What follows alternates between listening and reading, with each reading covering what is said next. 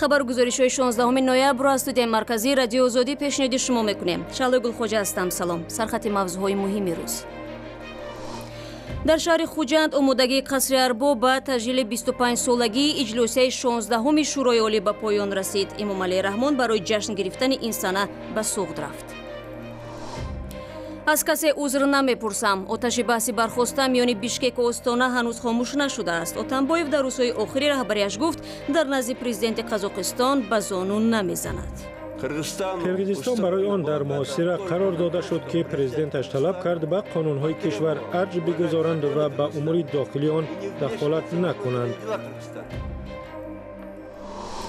ва доллар дубора камчин шуд. ниёзмандону тоҷирон мегӯянд таи 2 ҳафтаи ахир дар Тоҷикистон аксари бонкҳо ба онҳо доллар намефурӯшанд. дар шаҳри Хуҷанд, шимоли Тоҷикистон, имрӯз маросимҳои ҷашнӣ бахшида ба 25-ум солгарди иҷлосияи 16-уми шӯрои олӣ шурӯъ мешавад. дирӯз дар толори қасри Арбоб, биное ки дар он 25 сол қабл фазои изтиробу нигаронии ҳукмфармо буд, охирин омодагиҳо ба таҷлил аз ин сана ба поён расид. иҷлосияи таърихии 16-ум ҳукумати кунуниро ба сари қудрат расонд ва субҳи имрӯз президенти Тоҷикистон барои ширкат дар маросимҳо ва ифтитоҳи иншооту мулоқот бо мардум ба вилояти Суғд сафар кард.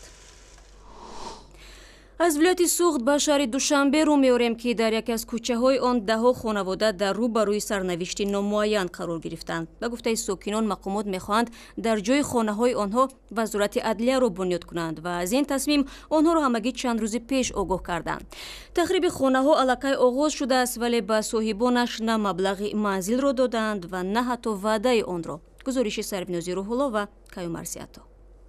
беш аз 50 сокини кӯчаи Шевченко дар маркази Душанбе даъво доранд ки дар баробари тахриби хонаҳояшон ҳеҷ пул ё маҳалли иқомати муваққате дарёфт накарданд.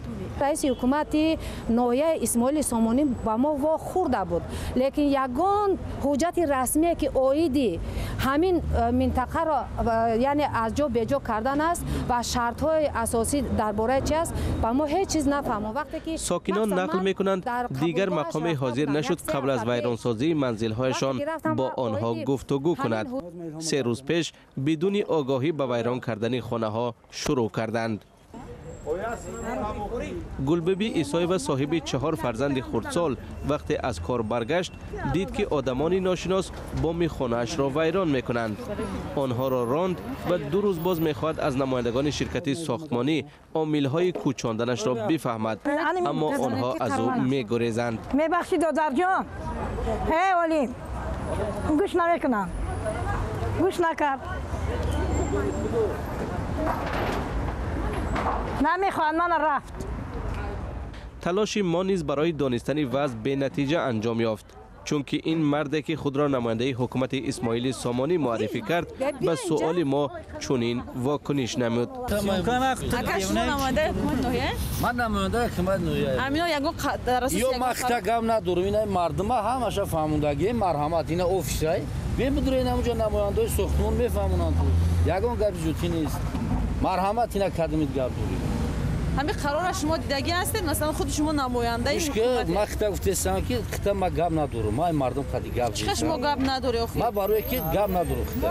марҳамат бениҷа чошида кам як. тани ҳамун қарора нишон додагиен шумо?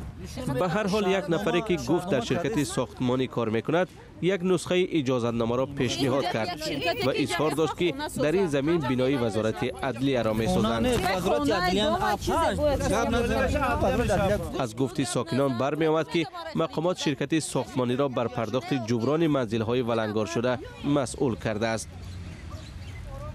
фирӯза мегӯяд ба намояндагони ширкат муроҷиат кардааст ва хостааст фаҳмад ки тақдири ӯ ва 6 кӯдакаш чӣ мешавад. оё барои иҷораи манзили муваққат ба онҳо пул медиҳанд ё не?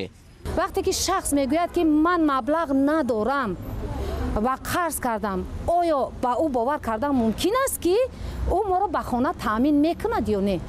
бар тибқи қонунгузории Тоҷикистон, шаҳрвандоне ки аз хонаҳояшон кӯчонда мешаванд ба манзили ҳамсон бояд таъмин шаванд ё ҷуброни молиякати аз дастрафташон бо нархи бозор пардохт шавад. шакли комили гузоришро шумо метавонед дар вебсайти мо cw.ozodi.org пайдо кунед. در شهر دوشنبه موضوع همراه شدن تاجیکستان را با کنونسیای حقوق معلولان بررسی کردند. تجربه کشورهای عضو این پیمان نیز شنیده شد. شخصان میل داشته را در جامعه همچون عضو جدا نشونده و برابر حقوق و کامل حقوق قبول کنند. رو می‌آوریم به موضوعهای دیگر. روز 16 نوامبر عملیات نظامیان زیمبابوه برای به اصطلاح پاکسازی گرد و اطراف پرزیدنت روبرت موگابه از جنایتکاران در کوچه‌های پایتخت این کشور شهر هراره ادامه داشت، ولی ساکنان طور معمول در فکر روزگار خود بودند. در منطقه بولاویا همه آرام است. کسی با کسی کار ندارد. می‌بینید باران خوب می‌بارد و هر کس با کار خود مشغول است. خبرنگاری ریترز عملیات را با تبادلات نظامی شبیه دانسته است که هدف از آن ظاهراً ختم حکمرانی موگابه 93 ساله می باشد. روز 14 نوامبر نظامیان موگابه را در قرارگاهش حبس کرده تلویزیون دولتی و موضع‌های مهم پایتخت را زیر نظارت گرفتند. پرزیدنت آفریقای جنوبی جیکوب زوما یک هیئت را برای آشنایی با وضع زیمبابوه به هراره فرستاده است. در قرغیزستان مهلت پرزیدنتی المازبек اتمبایف همگی چند روز دیگر دوام میکند، ولی ظاهراً اتمبایف با وجود لحظه‌های آخری حکمرانیش با رهبر قزاقستان آشتی کردنی نیست. او روز 15 نوامبر در جلسه شورای ملی رشد استوار قرغیزستان گفت که به هیچ وجه در نزد نورسلطان نظربایف به زانو زده بخشش نمیپرسد. گذشته از این اتمبایف در پیچیده شدن مناسبت‌های دو کشور قزاقستان را عیبدار کرد. این یکی از آخرین نشست‌های المازبek اتمبایف در مقام پرزیدنتی بود. او بیشتری برآمدش را نه به دورنمای رشد کشور بلکه بر روابط ناهموار با قزاقستان بخشید. قرغیزستان برای آن در محاصره قرار داده شد که پرزیدنتش طلب کرد به قانون‌های کشور ارج بگذارند و به امور داخلی آن دخالت نکنند. هیچ کس نمیتواند خواستهای خود را بالای ما تحمیل کند. المازبek اتمبایف کشورهای اتحاد اقتصادی اوراسیا را نیز به بی‌فعالیتی متهم کرد و در رابطه با رهبر قزاقستان عباره تحقیرآمیز را به کار برد. مرا بی‌طرفی رهبریت کشورهای اوراسیا و کمیسیون اقتصادی اوراسیا به رهبری سرکیسیان نسبت به وضعی به وجود آمده حیرت زده کرده است. کی می‌خواهد به اتحادی که نه بر اساس قاعده و سازشنامه بلکه از روی خواستهای کدام یک خانه عمل می‌کند وارد شود؟ در ادامه صحبتش اتمبایف از اموربek بابانوف نامزد به مقام پرزیدنتی قرغیزستان یادآور شد که قبل از انتخابات پرزیدنتی با نورسلطان نظربایف رهبری کشور قزاقستان ملاقات داشت. اتمبایف این ملاقات را دخالت آشکار آستانه به امور داخلی قرغیزستان عنوان کرده بود. گذشته از این پرزیدنت قرغیزستان به طور آشکارا گفت که برای بحرانی به وجود آمده در مناسبت دو کشور از قزاقستان عذر نمی‌پرسد. من مشاهده میکنم که چگونه حالا بعضی از سیاستمداران و وکیلان پارلمان طلب دارند که اتمبایف برود و عذر بپرسد، در پیش پایش به زانو بزند. این همه یک نجاست سیاسی است. بخشش را نباید اتمبایف بلکه آنهایی بپرسند که بیرویانه به امور داخلی قرغیزستان دخالت میکنند، آنهایی که میخواهند قاعده، خواسته ها و کروپسی خود را به ما تحمیل کنند، آنهایی که میخواهند دست نشانده خود را به کرسی پرزیدنتی قرغیزستان بنشانند، ولی دست نشانده آنها خواهد چیست نه در کرسی پرزیدنتی بلکه در زندان. پرزیدنت اتمبایف از استفاده حرف‌های ناجا خودداری نمی‌کرد و چون همیشه احساساتی بود.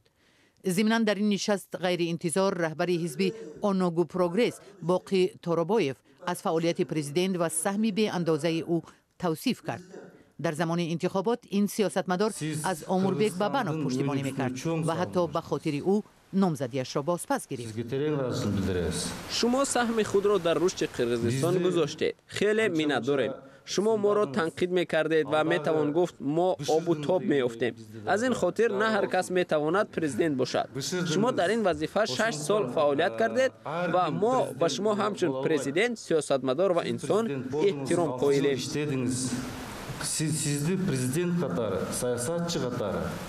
روزهای پرزیدنتی المازبek اتمبایف به شمار ماندند. تحلیلگران میگویند با آغاز کاری پرزیدنت منتخب سورونبای جینبکوف وضعیت بهبود می‌یابد. کرسی پرزیدنتی بعد 9 روز دیگر در اختیار رئیس جمهوری جدید قرار می‌گیرد.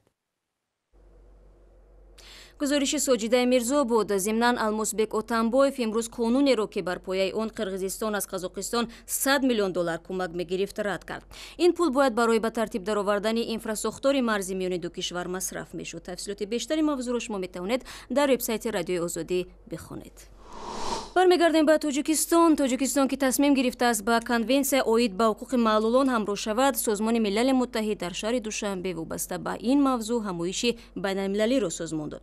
дар ин нишаст намояндагони кишварҳои пасошӯравӣ ки узви ин эъломия мебошанд оид ба таҷрибаи худ табодули назар карданд ва мушкилоти умдаи маълулонро ба баҳс кашиданд.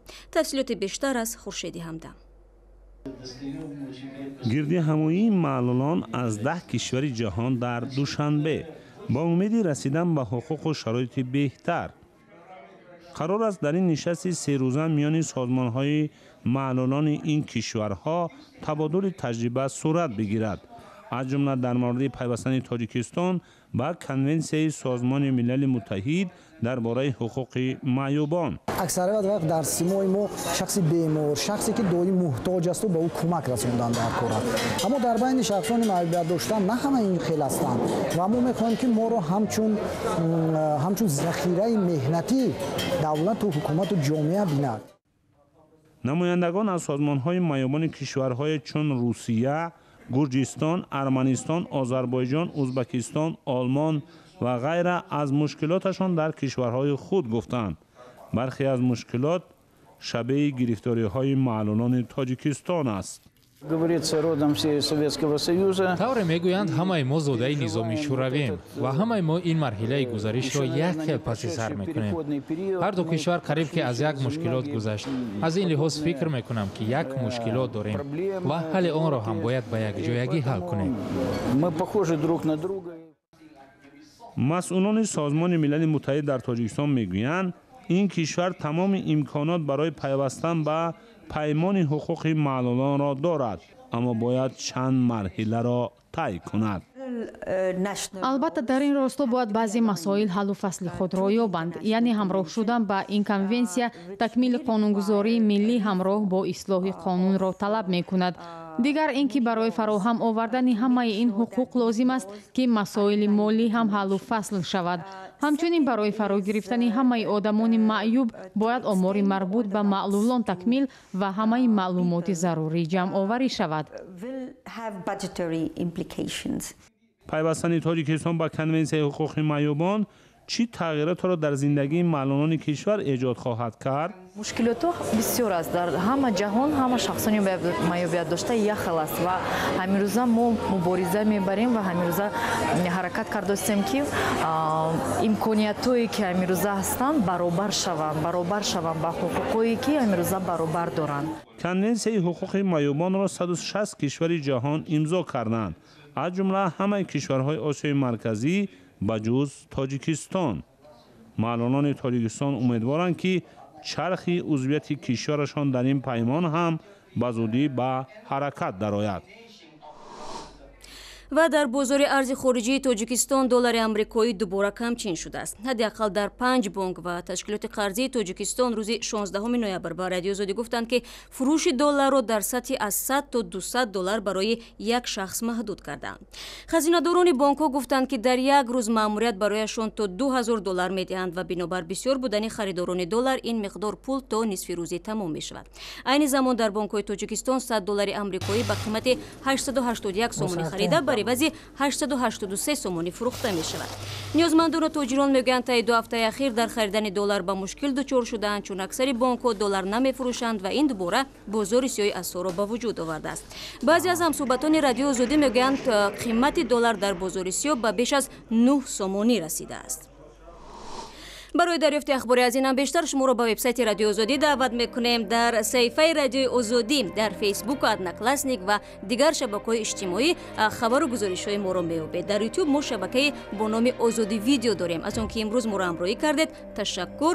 то мулоқоти фардо дар ҳамин соат худо нигаҳдори ҳар яки шумо.